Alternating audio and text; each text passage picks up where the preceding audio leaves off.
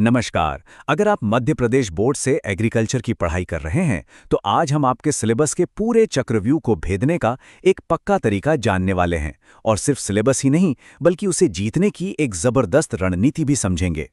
हाँ, मुझे पता है, इतना बड़ा सिलेबस देखकर थोड़ी घबराहट होना, थोड़ी उलझन होना बिल्कुल नॉर्मल है। मन में आता है कि भाई शुरू कहाँ से करें, क्या ज़्यादा ज़रूरी है। अगर ये सब सवाल आपके भी हैं तो फिक्र नॉट, आप एकदम सही जगह पर हैं। हम आज सिर्फ सिलेबस को ऊपर ऊपर से नहीं देखेंगे बल्कि उससे डिकोड करेंगे और साथ में एक ऐसी कारगर रणनीति जानेंगे ना जिससे आपकी तैयारी को एक सही दिशा मिलेगी और आप कम मेहनत में बेहतर रिजल्ट ला पाएंगे। तो आज का हमारा सफ़र कैसा रहेगा? देखिए, सबसे पहले हम एमपी बोर्ड एग्रीकल्चर के पूरे स्ट्रक्चर को समझेंगे। फिर इसके जो 3 मेन सब्जेक्ट्स हैं, फसल उत्पादन, पशुपालन और कृषि विज्ञान एवं गणित, उनकी गहराई में उतरेंगे।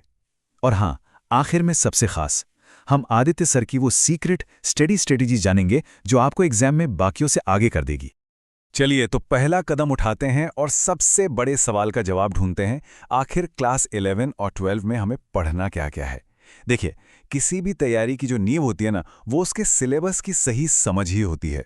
ये जो आप अपनी स्क्रीन पर देख रहे हैं, ये कोई मामूली कागज नहीं, ये क्लास 11 और 12 का ऑफिशियल सिलेबस है। पहली नज़र में शायद थोड़ा मुश्किल और भरा भरा लगे, लेकिन यकीन मानिए, ये हमारी तैयारी का गूगल मैप है। यहीं से हमें रास्ता पता चलेगा। तो आपके पूरे एग्रीकल्चर सिलेबस को हम 3 मजबूत पिलर्स पर खड़ा कर सकते हैं। पहला है फसल उत्पादन, जो हमें जमीन और पौधों की कहानी सिखाता है। दूसरा है पशुपालन, जिसमें हम जानवरों और उनसे जुड़ी इंडस्ट्रीज के बारे में जानते हैं। और तीसरा कृषि विज्ञान और गणित, जो इन दोनों पिलर्स को एक साइंटिफिक बेस देता है। चलिए, अब पहले पिलर यानी फसल उत्पादन को थोड़ा और करीब से देखते हैं।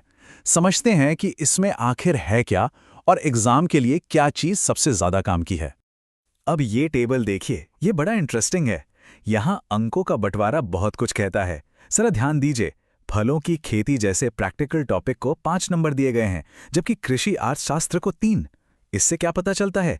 इससे ये साफ होता है कि बोर्ड प्रैक्टिकल नॉलेज और आर्थिक समझ दोनों को ही महत्व दे रहा है। ये जानना जरूरी है कि हमें अपना टाइम और एनर्जी कहाँ इन्वेस्ट करनी है। और ये सिर्फ गेहूं चावल की खेती तक ही सीमित नहीं है। इसमें मेडिसिनल प्लांट्स यानी औषधीय पौधों की खेती, फलों को लंबे समय तक सुरक्षित रखने की तकनीकें और यहाँ तक कि एग्रीकल्चर की पूरी इकोनॉमिक्स भी शामिल है।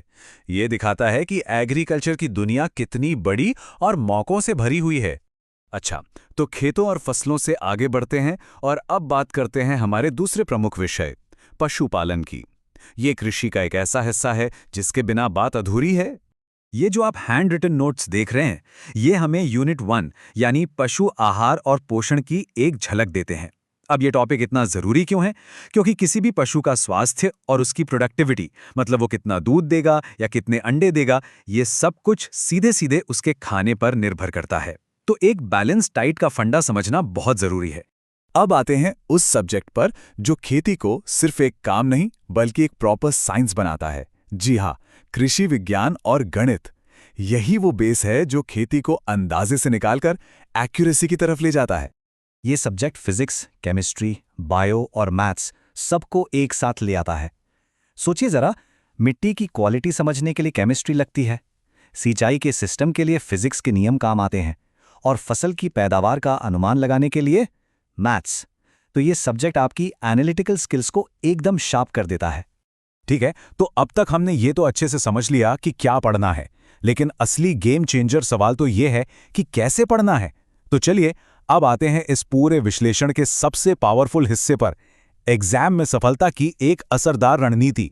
और ये रणनीति सीधी आ रही है आदित्य सर के सालों के अनुभव और उनके इन हैंड रिटन नोट्स से। उनके ये सिद्ध तरीके जो इन नोट्स में कैद हैं, हमें सफलता का सीधा रास्ता दिखाएंगे। देखिए, किसी भी जंग को जीतने का पहला नियम है अपने दुश्मन को जानना। ठीक वैसे ही एग्जाम में सफल होने के लिए सबसे पहले प्रश्नों के पैटर्न को समझना पड़ता है। ऑब्जेक्टिव सवाल, fill in the blanks, short answer, long answer. आपको हर तरह के सवाल के लिए तैयार रहना होगा, क्योंकि हर सवाल को हल करने का तरीका अलग होता है। तो आदित्य सर की स्ट्रैटेजी इन 3 सिंपल स्टेप्स में काम करती है। पहला, हर यूनिट के सवालों को उनके टाइप के हिसाब से अलग अलग कर लो। मतलब सारे ऑब्जेक्टिव एक जगह, सारे शॉर्ट आंसर एक जगह। दूसरा, जो एक जैसे सवाल हैं जैसे फिल इन द ब्लैंक्स और ट्रू फॉल्स, उनको एक साथ ग्रुप बना के पढ़ो। इससे दिमाग का फोकस बना रहता है। और तीसरा, जो सबसे ज्यादा नंबर वाले टॉपिक्स हैं उनके छोटे छोटे क्रिस्प नोट्स बना लो। ये रिवीजन के टाइम आपका सबसे बड़ा हथियार बनेंगे। और ये सिर्फ थ्योरी नहीं है, ये देखिए इसका प्रैक्टिकल प्रूफ। एक तरफ आप देख सकते हैं कि कैसे यूनिट वाइज ऑब्जेक्टिव सवालों को अलग किया गया है, और दूसरी तरफ रिवीजन के लिए बनाए गए बेहतरीन टॉपिक नोट्स। यही तरीका आपकी तैयारी को ऑर्गेनाइज्ड और फोकस्ड बनाता है। तो हमने सिलेबस को समझ लिया और रणनीति भी जान ली। अब आखिर में बात करते हैं उस एक मंत्र की जो आपकी पूरी मेहनत को सफलता में बदल देगा। ये पावरफुल बात हमेशा याद रखिएगा, सिर्फ ये जानना काफी नहीं है कि क्या पढ़ना है। असली सफलता इस बात में छिपी है कि आप कैसे पढ़ते हैं।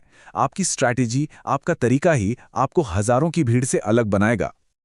और अंत में ये सवाल मैं आपके लिए छोड़कर जा रहा हूं। आज आपने जो कुछ भी सीखा है, इस बेहतरीन रणनीति को आप अपनी तैयारी का हिस्सा कैसे बनाएंगे? अपना प्लान बनाइए और पूरी लगन से जुट जाइए। सफलता आपको जरूर मिलेगी। All the best.